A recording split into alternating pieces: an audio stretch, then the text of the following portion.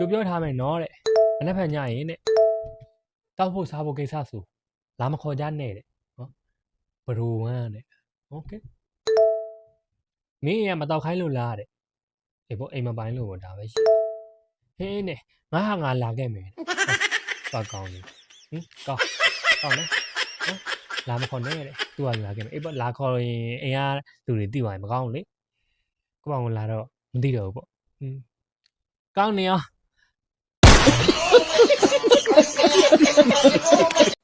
နီးနဲ့ဝမ်းပါကွာလဲနီးဆိုတာလိုအပ်တာ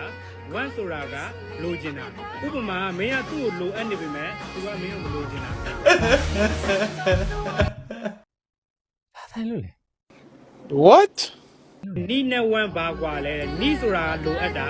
ဝမ်းဆိုတာကလိုချင်တာဥပမာမင်းကသူ့ကိုလိုအပ်နေပြီမဲ့သူကမင်းကိုမလိုချင်တာ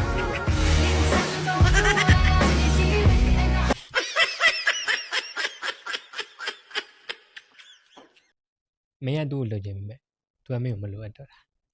နီးနဲ့ဝတ်ဘာကွာလဲသိကြပြီလားဟမ်မင်းကသူ့ကိုလိုချင်ပေမဲ့ဟိုကမင်းကိုမလိုအပ်တော့တိတ်မကောင်းညီလေးอ่ะ